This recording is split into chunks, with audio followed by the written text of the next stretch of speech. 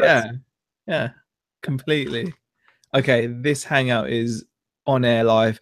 oh, Okay, well, welcome everybody to TATCHAT number 90 with Nick and Zaheer. Um, Thank you everyone who's joined us. I've only just put the link live. Hi Nick, how are you? good. Yeah, we were both slightly disorganized to say the least. I haven't even got a window open to see the chat, but Yeah, yeah. I've just opened it. Yeah, it's it's been a bit of a rushed one, so I do apologize for being a little bit tardy. Um, and so we'll get going as soon as possible. We've already got like 24 people in there, so we'll say a few hellos. Panzer 1511, Lucy T, Chelsea, Simon Mitchell, Andrew Robinson, Keith Dawson, Jason Entwistle, Southwest Sellers, Michelle Ainge, Richard Hale, Twin Red Dragons, Chris Newton, Steve, Ketten, Panchal, Peter Cummins, Malinky. Wow, lots of people joining really quickly. Um, are you transmitting from the Arctic, ZR Southwest Sellers? No, I'm not. And it's not actually cold. It's actually been really warm. But I'm wearing a hat because my hair is really annoying me. Um, and yeah, I've just got my fleece thing on. Yeah, yeah. Right, sorry, I'm just arranging windows. Bear with me. Not at all. Not at all. I can't actually find the. I found the chat, and now I can't find the window with us in it. We'll be around somewhere. Oh, there it is. That one. Yeah, there you go. Oh, hello. um, What a day. How's your day been? Bit busy, just overwhelming, really. Just feeling a bit overwhelmed. See a picture you shared earlier of just the floor covered in car parts, like I RC just, parts. and that's just like a tiny, like bag of it. You know, there's crates and crates of it. Um, it was just one of those things. I don't know. It's just it gets overwhelming sometimes, and you can get a bit when you're dealing with a lot of the same item and you get a bit item blind, it can happen. But I've pretty much got to force myself to get it all listed because um, the more of it that's up there, the more chance I'll have of getting multiple sales.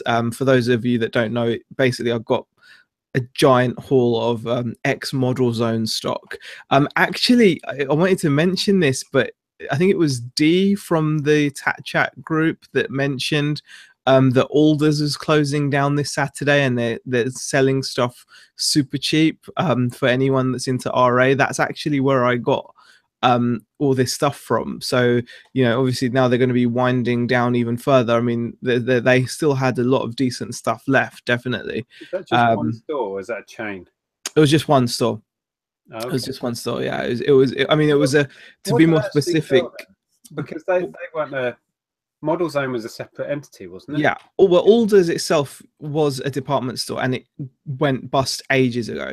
And ever since, the ground floor of the department store has been used by small independent traders, almost like an indoor flea market. It didn't look very well, it wasn't very good. So, there's all these little concessions set up, so little companies were coming in and running little shops in different parts Okay. of the ground floor, and basically, because they all use their till system, the building owners were all getting like a little cut of whatever the sales go through. And this company that had quite a bit of space is actually a company that deals in clearance stuff. And they had all kinds of goods there, but there were smaller traders there as well. And basically, this company's just moving out. They're done with doing clearance, and that was it. It was just a chance thing. So if you're somewhere near Croydon, get your ass Yeah, in there. definitely. And Sure. it's I was going to say, I just saw Peter Cummins said he watched my first ever video today. What a quiff! I thought I was watching Ben Fitzpatrick. wow. If I've you got if you managed to sit down that humiliating waffle of a first video I did, well done for you. The quality was absolutely terrific. If anyone's thinking of making videos, watch my first one because it'll put your mind at rest. It was appalling. yeah, you should always be willing to put yourself out there. I think it's definitely worth doing. Oh, Callum, it's not long until your hair's all gone. That's why you're wearing a hat. You're getting used to it. Oh no, it's really annoying me at the moment, to be honest, because it's just it's getting everywhere. Like it's really irritating. I actually had a situation earlier in the week where I was wrapping a parcel and one of my hairs must have fell out somehow, and I sellotaped it, so it looked really gross because then I didn't want to send a package through with like this long hair just jutting out. It's not a great first impression, so I had to it's just annoying. I get that with Monty hair. He comes in, hangs around the office, rubs himself all over stuff, and then just hair ends up under my sellotape, just like that. Oh, you've had a super chat there, look. Have I? It's not showing. I just saw it pop up. It hasn't popped up at the top. Oh, okay. Gary. Oh yeah, Gary, Southwest Sellers for the heating and the chicken fun. The heating is fine here. Thank you for the super chat. But the heating is fine. But yeah, for the chicken, that'll be good. For the chicken, I'll take it. Just a couple of questions. I think someone put in a question. Richard Hale asks, question, how do you send single PS1 cases as the cases are fragile? It's quite a common question, that actually, isn't it? Yeah, what do you do? Yeah. Normally it depends on the value of the game, but even if it doesn't, I think with games you have to assume, if someone's buying an old PS1 game, you just have to assume that they may be a collector. Yep. You don't have to spend much money. You can still send it in a bubble mailer, but I tend to just find 2 thin pieces of card and create like a little wrap it around. Yeah, wrap it around, or just sandwich it in between 2 pieces of card, and that will often be. I've not had any complaints about cracked cases. I used to have, I think I've used them all up, some little card envelopes, and they seem to do the trick. Otherwise, I tended to bubble wrap it or just put a sheet of card around, like you said. But you have to be aware then it's not going to go large letter. You know what I mean? Because it will be beyond the 2.5 centimeters. So it depends if the card's thin enough. Well, that's the thing. I've even gone to the extent in the past of creating my own, just like sandwiching 2 bits of decent thick card. Yeah, put it in the post like that. Yeah, I've done that before as well, and that goes as large letter and it's solid. Because sometimes you'll find that even if a game's only like a £5, people will message you. I mean, I used to actually have this games shop that used to buy the odd PS1 game off me it became kind of almost regular thing, and they would always message, they had like a generic message. So I'm guessing they used to snipe a lot off of eBay and maybe sell things in their shop or whatever. And they used to have almost like a generic, buyers, what's that thing called? Buyers like requirement or note saying, can you make sure that it's packaged well so the case doesn't crack? And if someone specifies that, and it's a bit annoying, especially when it's like a low value sale that you're thinking of just shoving in an envelope. So Richard, the answer is just use your initiative. There's many ways to skin a cat. Yeah. Just protect it, because they crack so easily. They do. Dreamcast ones were just the worst. You just look at them and they just fall apart. The hinge and the hinges would just. Even when we had the gaming shop and we were trading in like hundreds and hundreds of games a week, if not thousands, just about every Dreamcast game that came through that shop had a broken case. This might be mint, but one, it wasn't. It was a cause for celebration. Yeah. Appalling. The hinges just snapped. Mickey Moose has a question. Do you think anyone will ever take a reselling business model on Dragon's Den? And if you, Nick, okay, who's the third person? I don't know, but okay. If you, Nick, and Zaheer did, what dragon would you want to work with? The trouble with reselling is it's very hard to scale. You know what I mean? They're all about scaling up to international multi-million pounds stuff. Most reselling business models are small family style run things. So it's not really a Dragon's Den thing. But as for a dragon, I like that. Well, who's the tall one? Peter, is it? He seems to have his head screwed up. Peter Jones or whatever, yeah. Yeah, I quite like him. Yeah, I mean, it's actually, it brings up an interesting topic as well, in a way, because it's one thing that I suppose can niggle you when you're reselling, especially on eBay. You are very much the business. Like, like, for example, you mentioned you had a games shop. That that had a value of its own, and you could have potentially, you know, I know you mentioned that you almost did manage to sell it, but you Yeah. just, it was just really, yeah, I don't remind you because it's obviously painful, because it could have been, you know, good payout. And I think Neil Borden has mentioned previously he's done very well out of building businesses and then selling them. And I think that's, I suppose, if you were to be like not an elitist, but if you were to be honest about things, I suppose that is like the better business to have, one that you can actually sell on as an asset. The problem with what we do is we are the biggest assets, not necessarily the stock, because we are the, you know, we don't have our own brand as such, because we're just under eBay, where, you know, buyers don't. I'd be very interested to see what percentage of buyers would come onto eBay because they know you are a seller on eBay.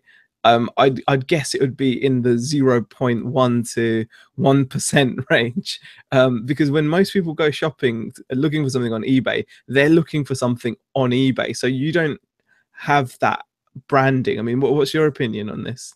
Yeah, I know what you're saying. It's like the value in our business is our knowledge, it's our ability to do what we do. And unless you've got systems in place and staff in place and an endless stream of stuff coming your way that you've set up somehow, there is no core value. You can't sell it on as a going concern unless you're in it. If you can take yourself out of the business and it keeps running, it's saleable. But pretty much every reselling business I know isn't like that. And even going back to when you said about we tried to sell our gaming shop, we did get offers on it and they never came through. But the trouble even then was I was most of the business, or me and Andrew were most of the business. And although we had systems in place, they were fairly loose and it still relied a lot on my knowledge. And we were having to kind of fudge the systems a bit and say, oh, yeah, you know, kind of make things up. But most of it, we kind of knew what we were doing. So it was all in our head. Right. And that's the problem. Like you said, with your business and my business, it's your ability to make money. You can just say, oh, I'm going to leave the business to someone else for 6 months. Carry on. Yeah. Unless you've taught them exactly how to do it, in which case, yeah. And that raises like another question, doesn't it? I mean, I think it was Kat who commented in the TATCHAT group earlier today about she was intrigued by one of the ads actually that ran in one of the videos that she was watching, and decided to look into like Shopify and whatnot, and she started up like her own website. And through a little bit of research marketing, she was really happy because she got like her first sale. I've not commented on that yet. I need to. I just glanced at it and I was just knee deep in parts. But like it shows that, you know, there are alternatives where you can build a website or build a shop, and that could be something that you could build and add value to, and sell on, I suppose. As long as you've got a permanent supply of stuff. The other trouble with what we do is our stock is sporadic, isn't it? And it relies on us finding it. If you've got a constant stream and then the only problem is how do I ship it out the other end to the customers, and you've already got an established way of finding customers. If you've got all of that set up, then yeah, maybe you've got a business model you could scale. But Ketan Panchal says, Nick, guess what you have influenced me to do. I've only gone and got 3 thermal printers. The first and second were not the best, and I'm just literally coming back from Essex buying a Zebra GK 420D. Is that the same as you? Yeah, that's what I've got. The official printer used by the Hills is. And of course, the Royal Mail said, yeah, use this link to get a discounted one. But I bought one off eBay for half the money. Yeah. Definitely, I'm actually looking into getting a thermal printer as well, actually. Just the ease of it. I mean, are you enjoying just printing out on sticky labels? It's nice to know that the labels are free from the Royal Mail. There's no ink at all. And you click the button, it just goes, and it's done. Yeah. Have you printed Hermes labels out on it yet? Yeah. And they come out all. See, I like the idea of that. You know, just the Yeah, I use it for Hermes and Royal Mail now. And you can print just about anything else on it as long as you don't mind it being 6x4. Yeah. Karen says pigtails with bows before all gone. Lol, please here.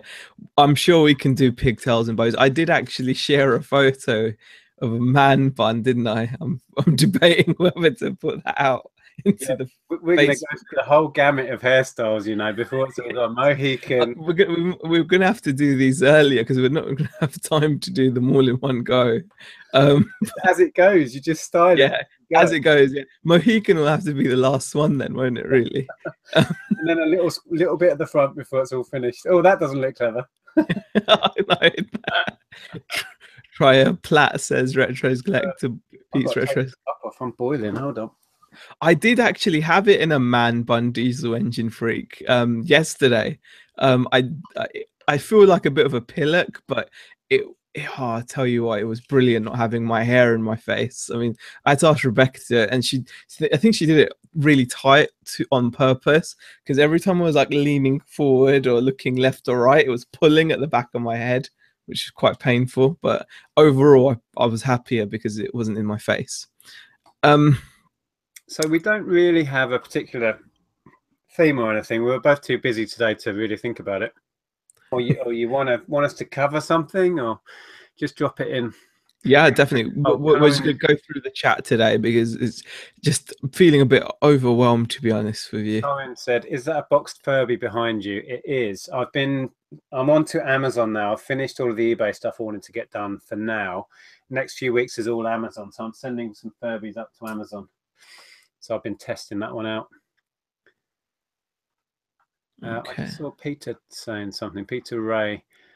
That's what I hate as a gaming collector. The fragile cases of PS1, Dreamcast games, etc. Especially when they come cracked. Hard to get the correct cases for Dreamcast. Yeah, I've sold a few. I think it was 5 PS1 cases for £20 with shipping on eBay before. They're that much in demand. So if you're ever at the boot sale, there's someone who's got a load of PS1 titles, absolute crap, just buy them anyway if the cases are okay. Yeah. Do you think you could sell your account because of feedback, selling status, etc.? I don't think you're allowed. I'm pretty sure there's rules about that. Is there? Or did I Simon Mitchell says, I think there is value in an eBay store to sell that as high good. Well, I think there are companies which will offer you money for your store, but I do think it's against the rules, and I'm pretty sure that's all very shady stuff, and I'm pretty sure it's against terms of service. Yeah. I don't think you can sell your store. Peter Cummins' question: when you started, how long did it take you to get a monthly turnover figure that you're happy with? I'm aiming for 3K a month minimum, and I'm slowly getting closer. Good question. We're kind of just getting there now, but I think it always moves because we're earning more now than we've ever done before, and you always just seem to. It's never enough, so you always want to make it better. So I'd say it just carries on and until I suppose you want to carry on until you. What happens is your lifestyle expands and shrinks along with your earnings. That's what happens in anybody's life. Yes. If suddenly you get a pay rise, you don't suddenly have loads of extra money in the bank. Generally, no, you spend it. So it's like, I know what you're saying.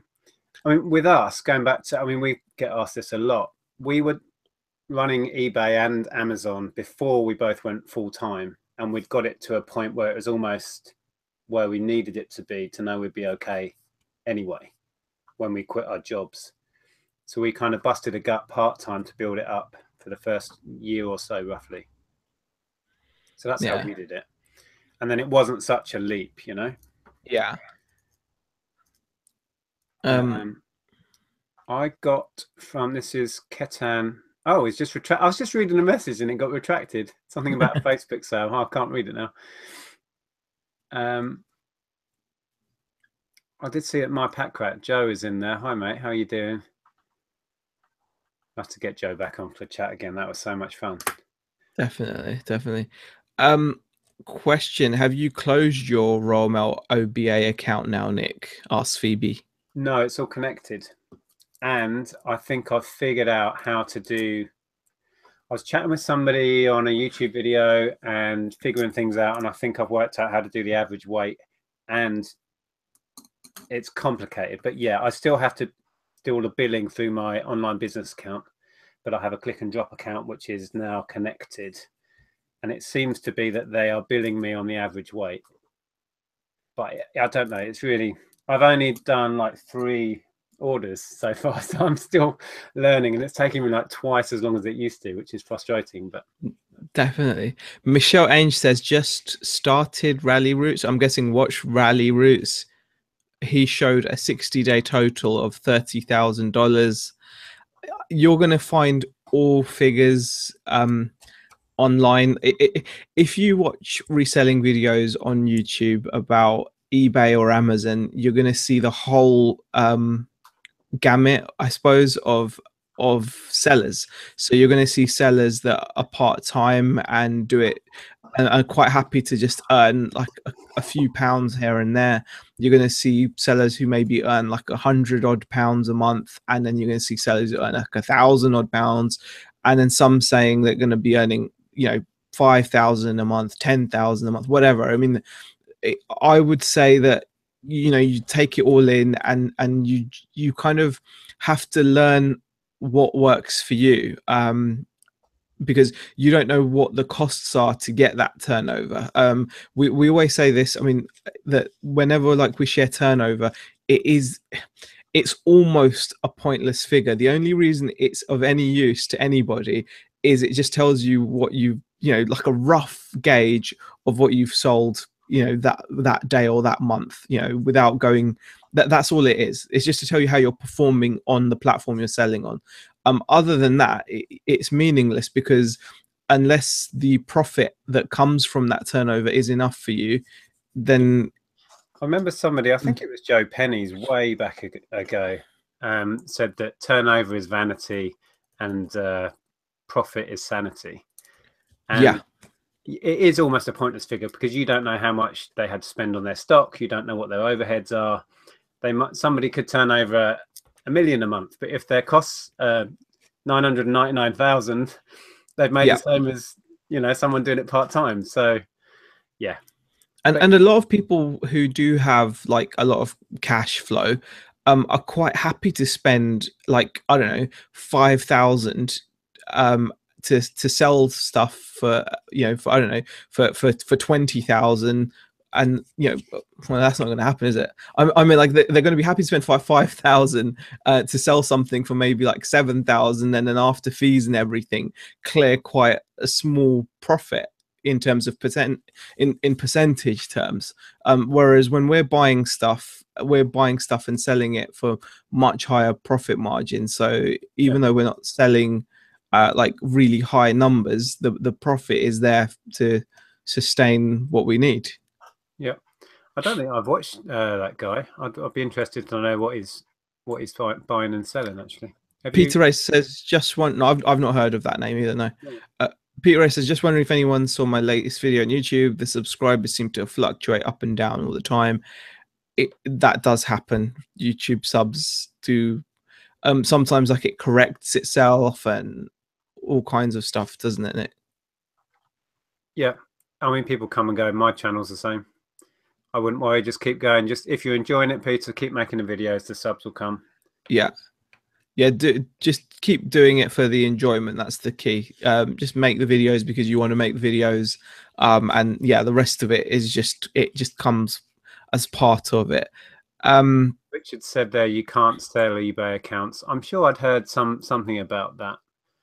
As far as eBay is concerned, you can't anyway. Yeah, I know people do try to buy them, but it's very dodgy, isn't it? Oh, there we go. Darren says eBay terms state you can only sell your store if it's part of a air transfer, or if part of a larger business asset. So, for example, if you're a Toys R Us, I know they've gone bust, but like, and then they've also got an online eBay account. So, Toys R Us UK haven't gone bust, have they?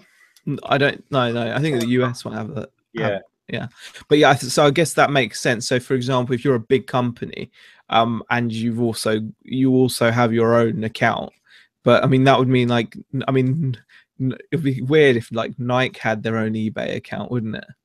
You know, like, Yeah. but yeah, I can see that. Imagine if it one day eBay started doing the thing that Amazon started to do, where they say you can't sell. What have they done? Microsoft, or like we were discussing earlier, Philips. Yeah. Certain ones of them, it seems like they're like recalling the privileges of people to be able to sell it.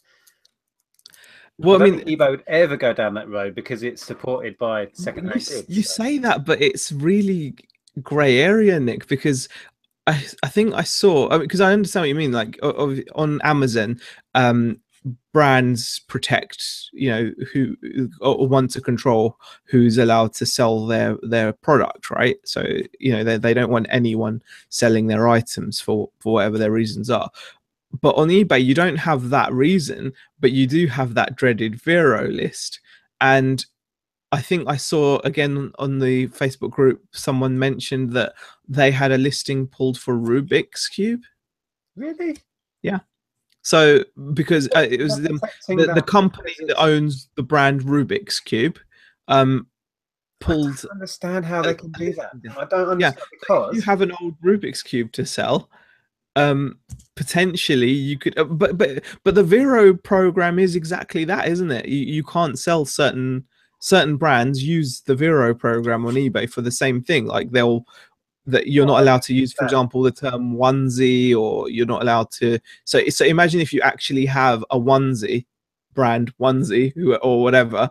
I don't know if that's even a thing, but maybe I'm being daft. But what I don't understand is if you buy, going back to Nike, for example, you buy a pair of Nike trainers, they're yours. You are free to do with them whatever you like. I don't understand how in law they can prohibit you from, oh no, I suppose it's to do with the platform, isn't it? They can't stop you from selling them, but I suppose they can do a deal with maybe they're doing a deal with eBay to. Well, I think that's what it is, isn't it? I mean, just like they've got a deal with Amazon, the Vero list is eBay's version, isn't it? I mean, that's how, for example, you know, operating systems are a great thing, aren't they? Like, you know, people own the operating systems that they sell, so Windows or whatever, or for example, video games with like on the Sims. People have bought that game, you know, someone might have bought the Sims and decided to sell it, but if they've activated it, they've agreed to all the terms and pressed activate online so that they can play it without needing the CD. By doing that, they've given that right away to resell their game. Whereas if they hadn't activated their game, so on Origin, which is I think EA's like online gaming client on the computer. So for example, if you buy the Sims and you never activate it online, I don't even know if you can do that now as an option, but if you bought the Sims 3, for example, and you never activated it, you then can resell it without any penalty. And now, well, that's kind of, they built that in as a physical thing. But the basis of basic law, as I understand it, is if you own a product and you can sell it, you are free to sell it. So it's totally to do with the platform.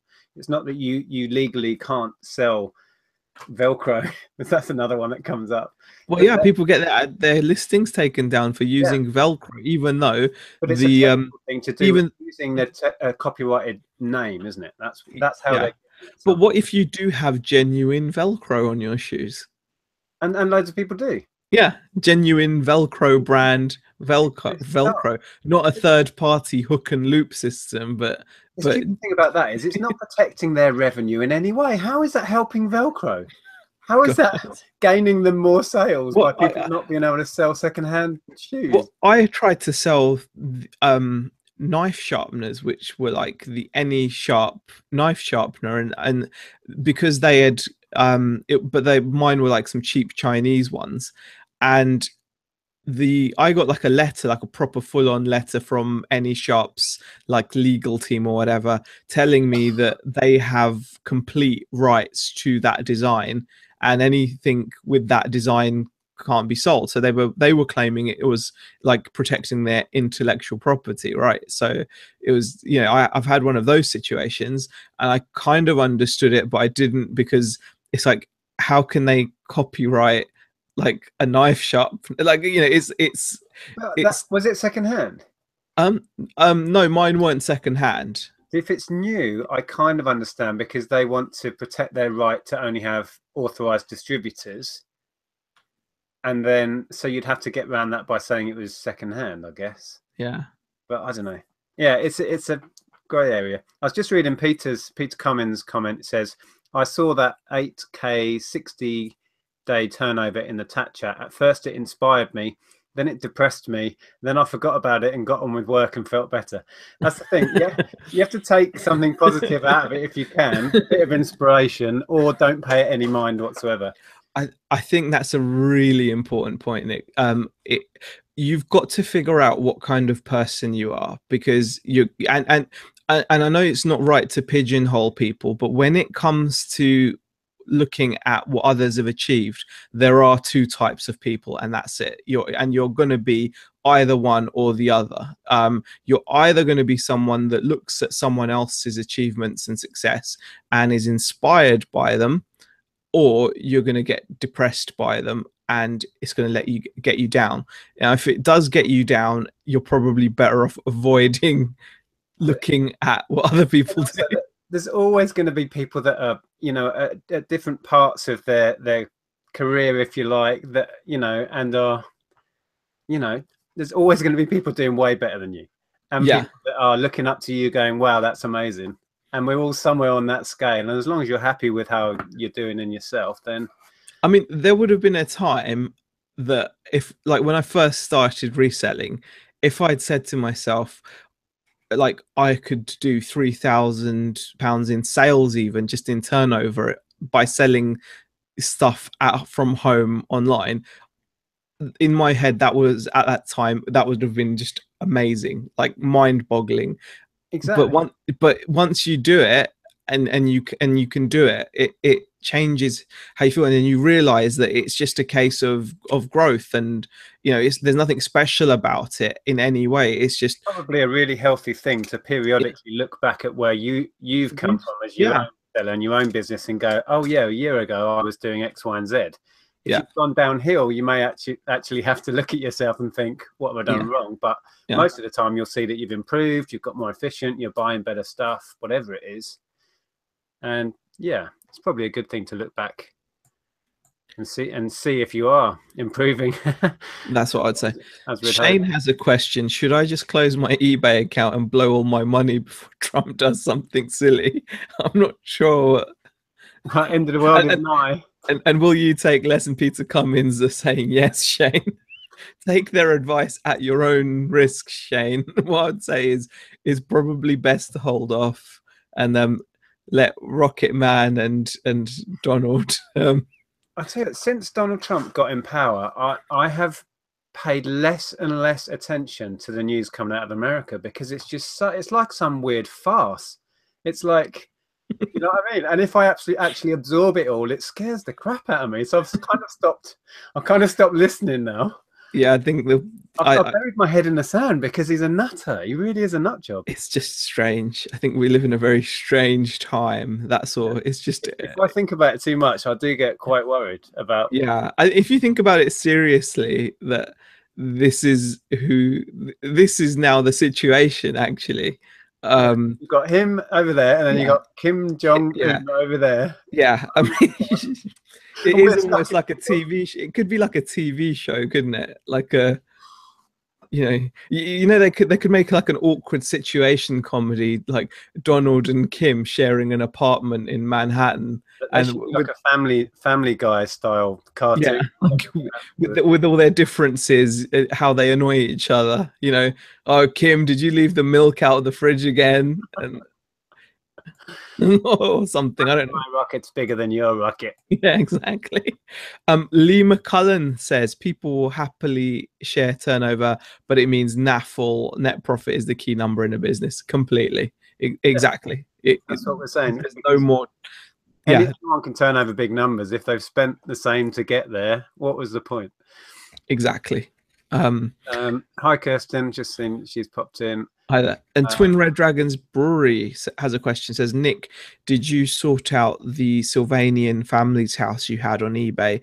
Any tips? As I've picked up a large amount, e.g., sell houses and families on their own, etc.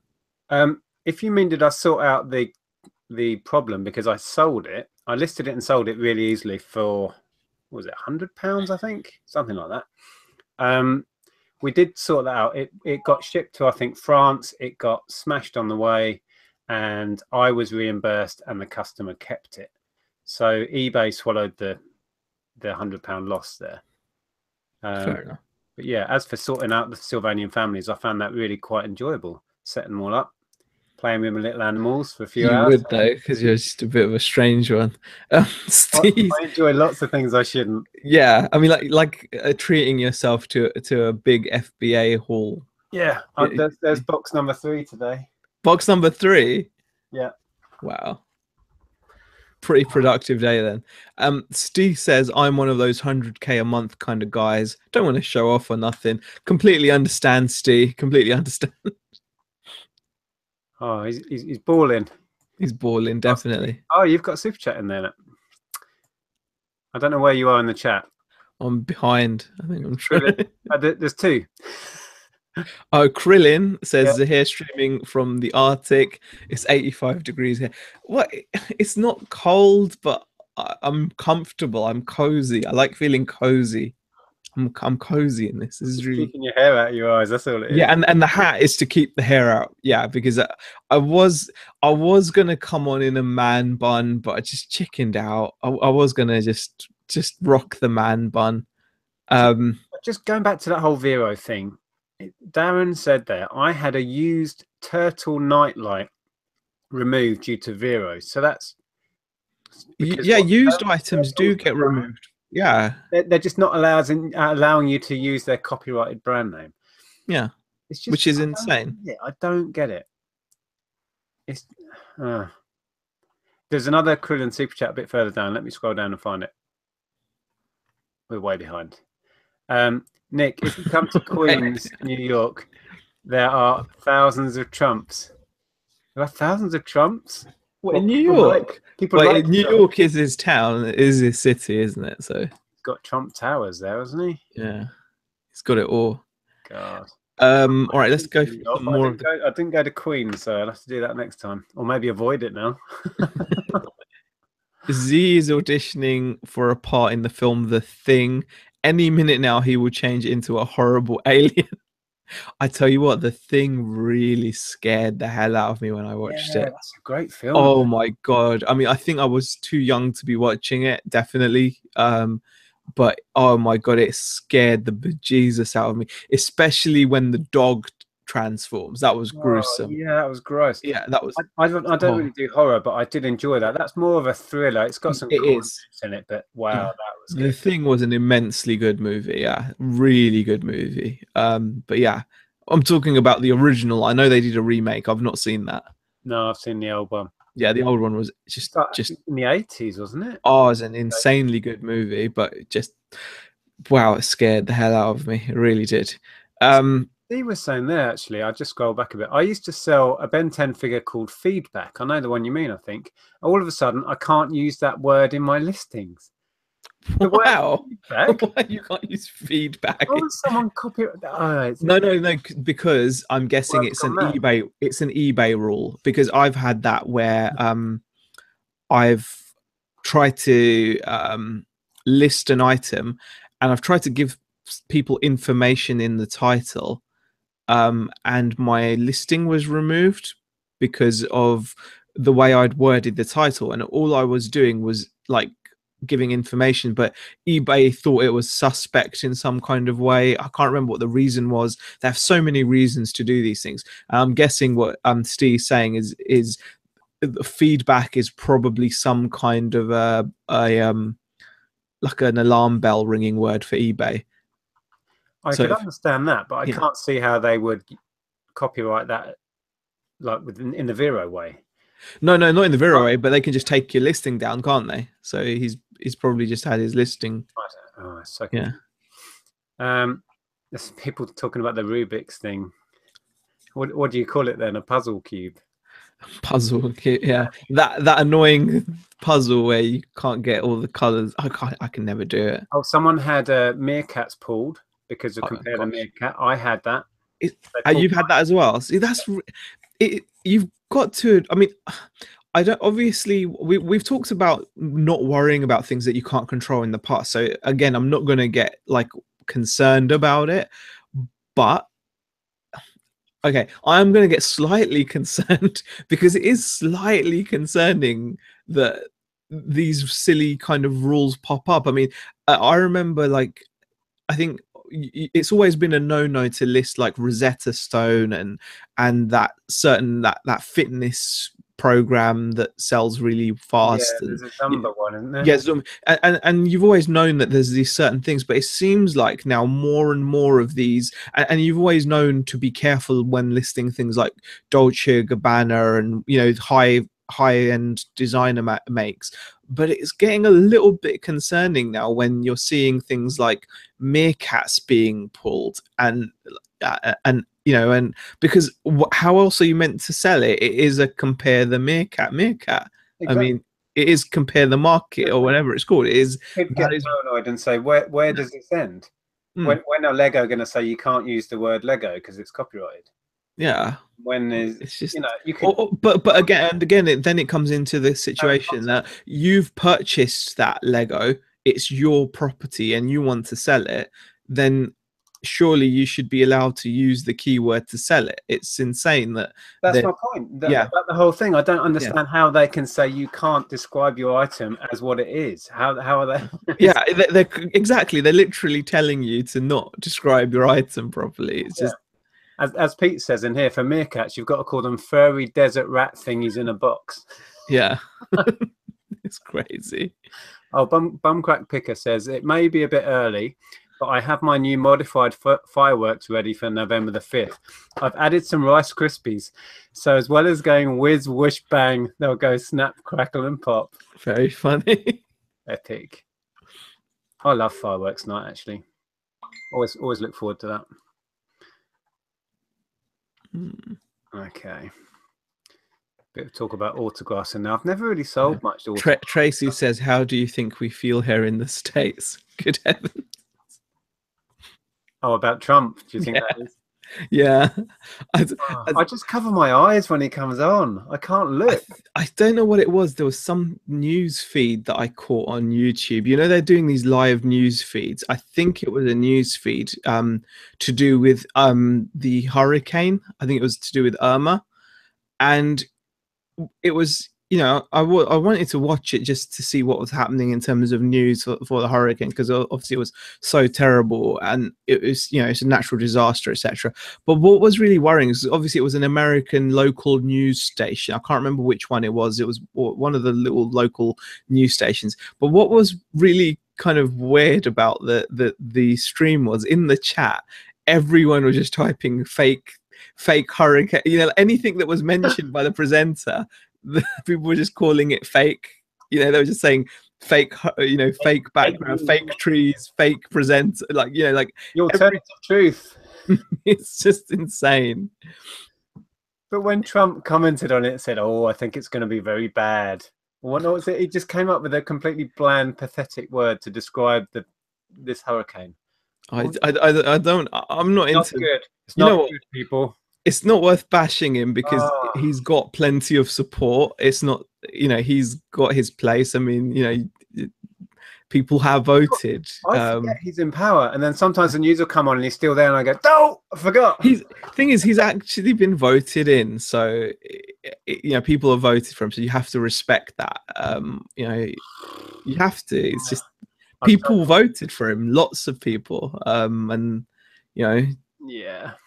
Exactly. I mean, let me catch up.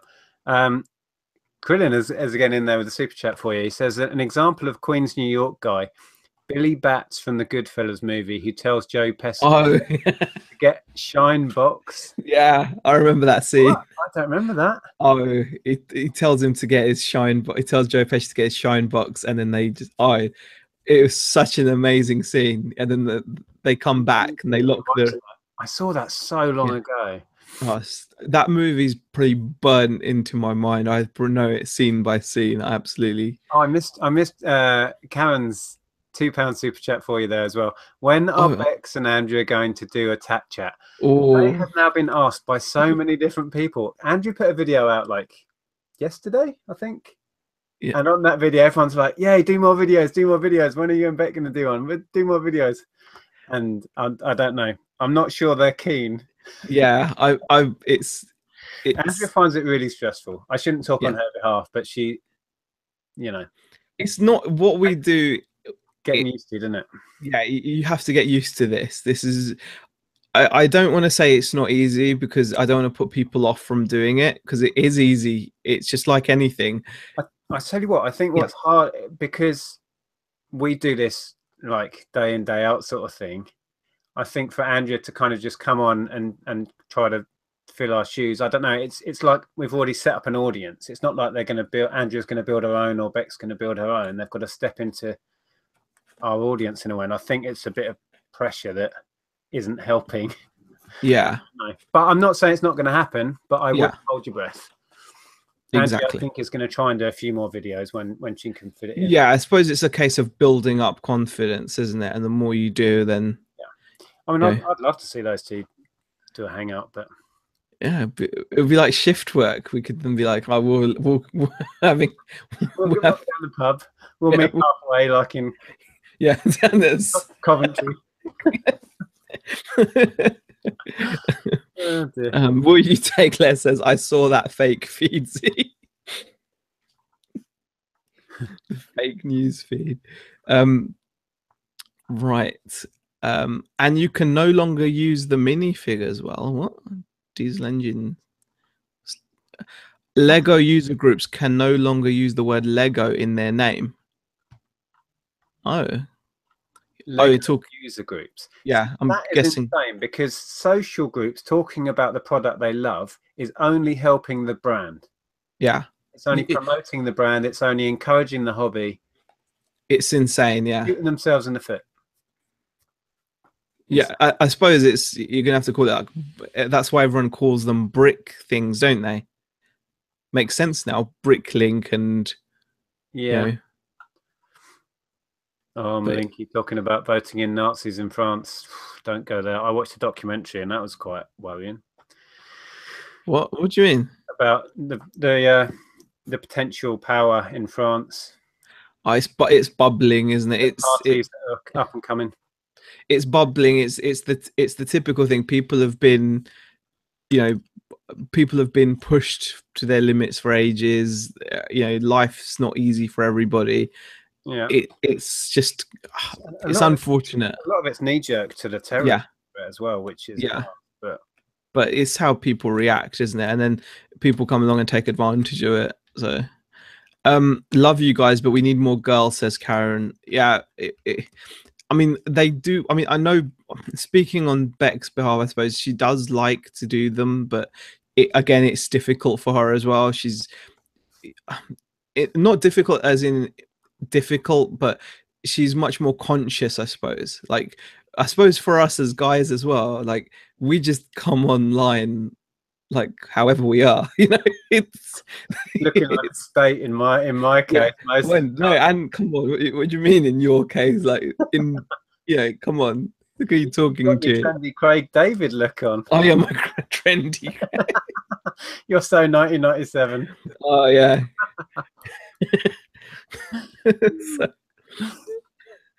Oh gosh. Oh, we're being called sexist now. Yeah, not enough women. Okay. Remember stickle bricks? Yes, I do. Can we not use the word stickle bricks? I bet that's the case. Oh yeah, we're not allowed to. I don't know. Maybe we are. Right. Ironically, eBay created a complex algorithmical search system because people were using the wrong keywords.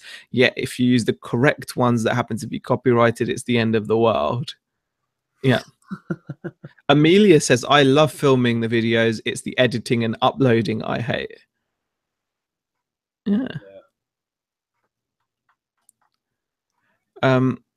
Peter Ray says, enter Shakiri's new album, The Spark, has a Brexit theme song, Take My Country Back. And also on the album includes Donald Trump, etc. Powerful stuff.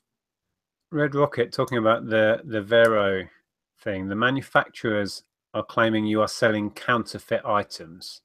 So does anyone remember the Gloria Vanderbilt jeans case? It's all grey imports, not fakes.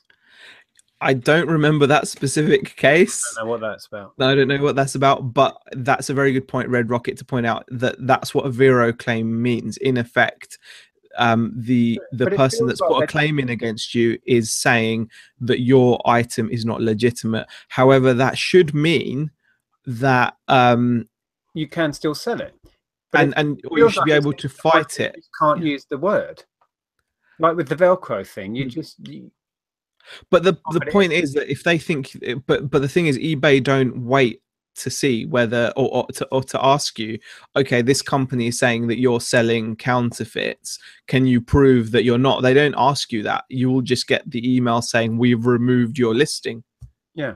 You know, they don't, and plus, in most people's cases, they won't have what would be considered suitable proof, because the proof that they'll want will be something like a invoice from a authorized wholesaler or whatever, and you can be like, I'm a dude that bought this, it's real, I remember the shop.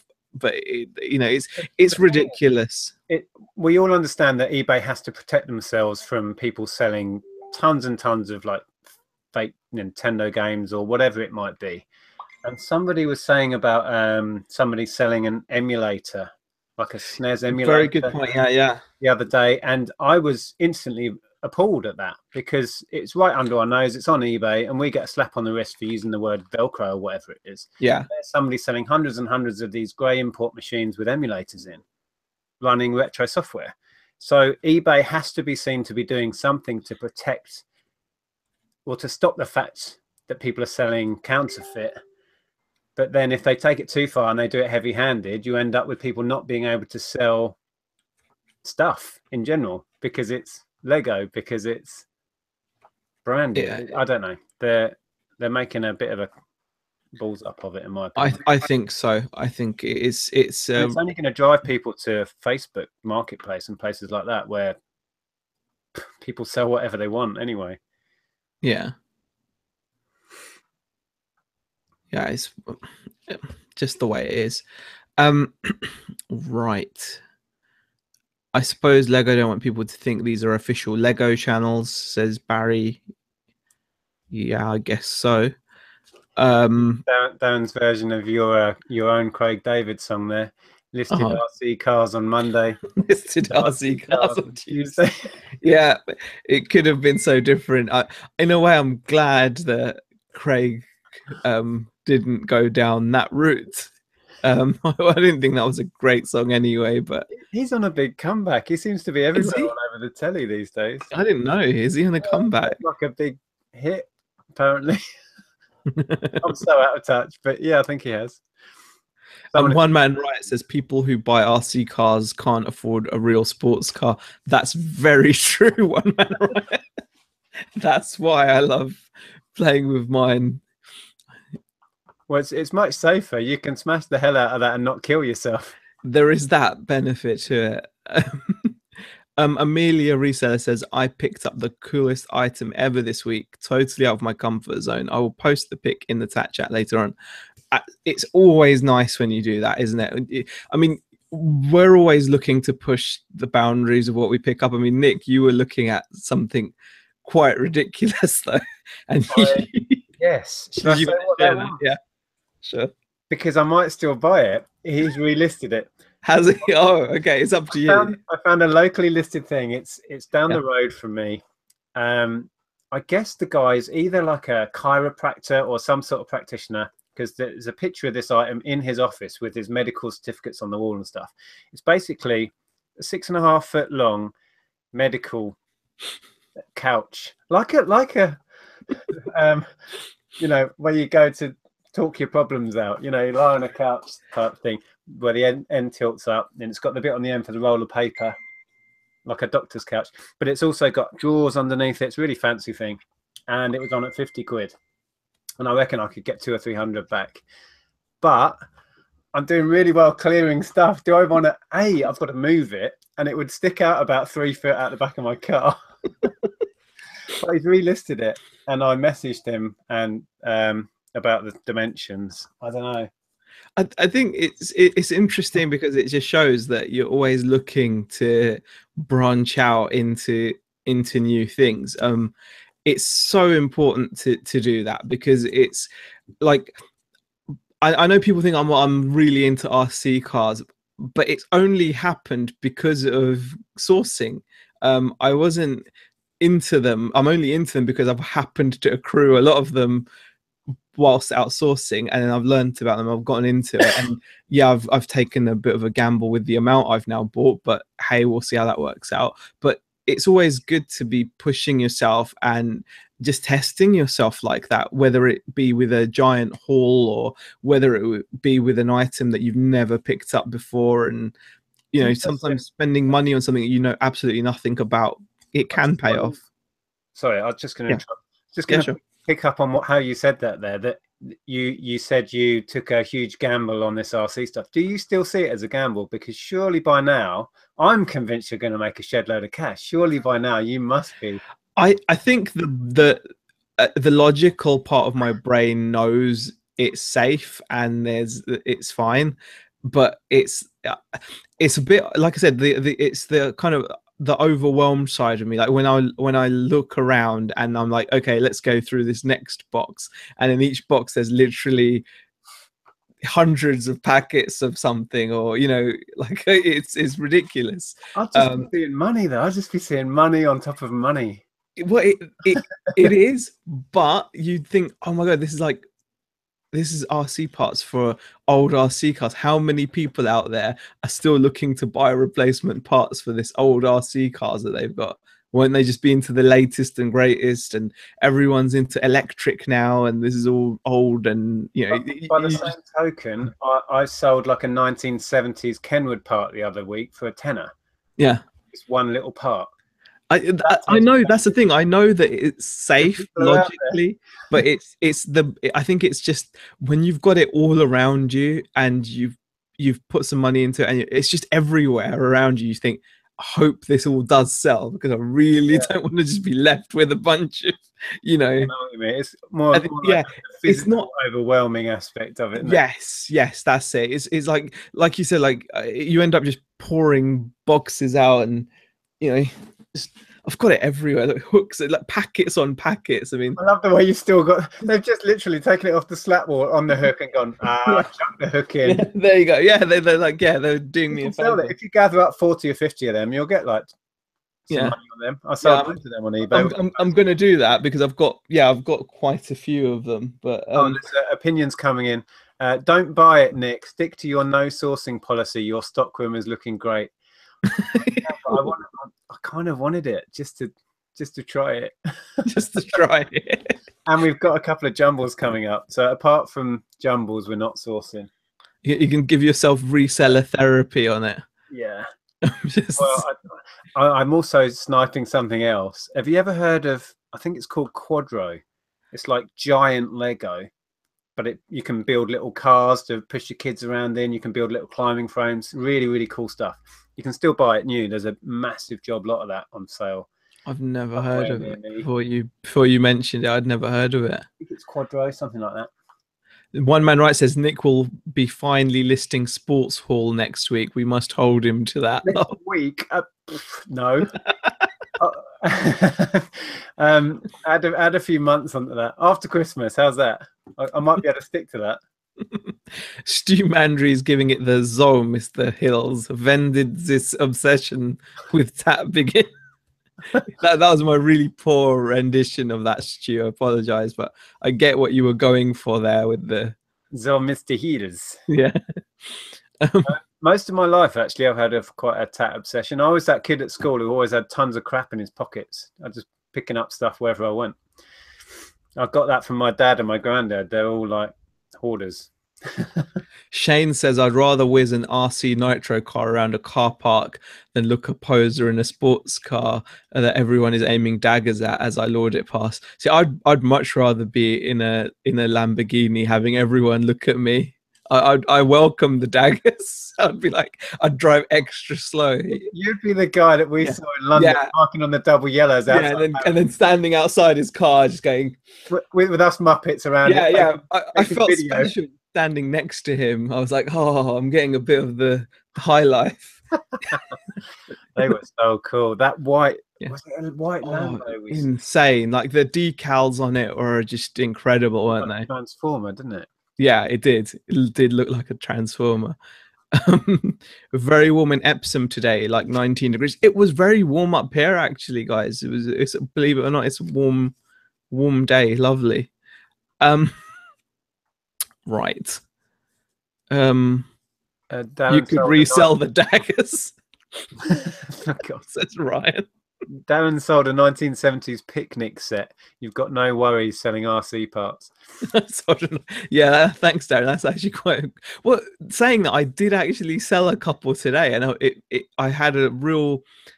You must have gotten this as well when you got your giant haul and you started to get your first sales from it. You just get this big release of like.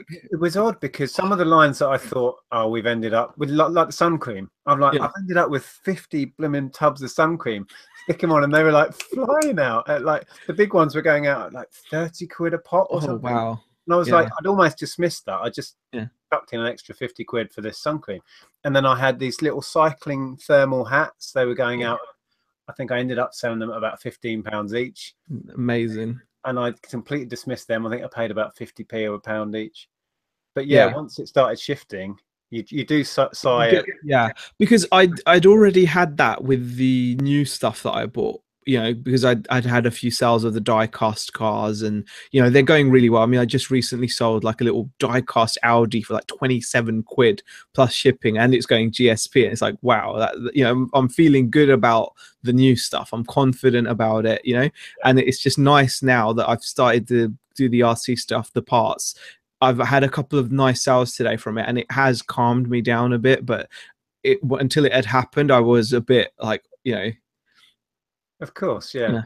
Lee says, natural. Exactly. Because you've got a big chunk of money tied up in it, and it's just the space. Yeah, it's not even to be honest, it's not the money with the RC stuff, because we spent out of the $3 grand, we spent so little. I think it was like 600 quid on this stuff. So it's not even the money. It's just the vast amounts of it. That's all it is. It's like the you know. The great thing is as well, I think I said this to you before, just to keep in the back of your mind, if it just becomes too much, you could sell the RC stuff on as a job lot and just make a packet anyway. I mean, actually, you know what? This is what I sold. I sold one of these today. I've got this box full of them. This is what I found so far. I sold one of those today for 15 quid plus shipping. They're all the same part. Oh, I saw that earlier. Yeah, all of them. They're all the same part. Like, I don't know how many's in here, but I'm guessing 15 and shipping, and you're probably in there for what, pennies each? Pennies, yeah. I mean, they're like in that box, it's like 300 quid or something. Yeah, it's a big box as well. It's like that was, you know, and I'm probably going to find more because what's happening is like I'm going through the boxes, I'm, you know, just coming across like more, because it's all everywhere. Lee says Z's biggest hurdle is actually sitting down and listing large quantities each day. Very true, but I've been enjoying it when I've done it. The sense of achievement is good. I'm kind of getting used to it. I was just reading Bumcrack Picker says that I found a Tamiya Toyota Hilux in a scrapyard a few years ago. Got it for £10 and sold it for 200. Yeah, so that doesn't surprise me. Yeah, there's some RC cars out there which are like. So he's talking about a model car. Yeah. Well, no, it's like it's an RC. Yeah, that's what I meant. Sorry. Yeah, model car. Yeah. Wow. Yeah, people get really. Scrapyard. Who takes that to a scrapyard? That's bizarre. Just drive it in. Well, a lot of the times these older cars, they've got damage or they're missing parts, but you know, you can easily still resell them. So Still. Barry Francis says, I've heard of Quattro from Lego. It's twice the size of Duplo. I believe No, it's not that. That's Quattro. This is Let me try and find it. Oh, I've had that before. It's one up from Duplo, like really big Lego. I bought that. That's actually quite hard to shift sometimes. I must have got the name wrong. It's Quad something. Hang on. It's going into my eBay. yeah. Quadro. Yeah. Quadro. Oh, okay. It's so it's like Quattro and then there's Quadro. Stick it together. It has wheels and panels and poles, and you can make climbing frames and cars and whatever. Wow. It's just going through.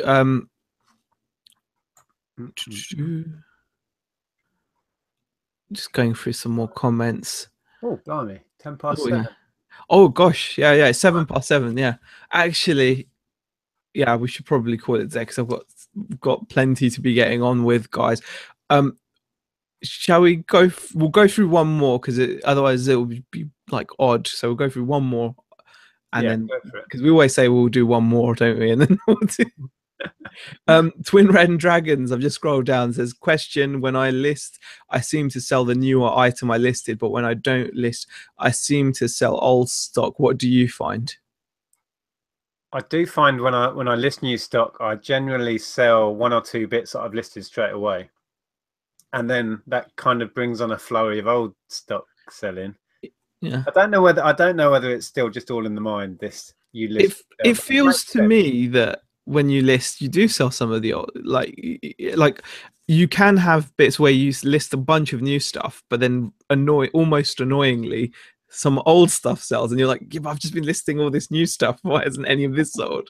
But it does happen, doesn't it? I've really noticed. I've been watching a bit. You know, I switched mine to 10 days going back. I don't know, 5-6 months. I've been really watching since we came back from holiday, we let everything sell through and we had virtually nothing left. Relisted the whole lot. When our whole store was coming to an end, we had such a flurry of sales. Yeah, makes a huge difference. Totally, I can almost 100% say it's true.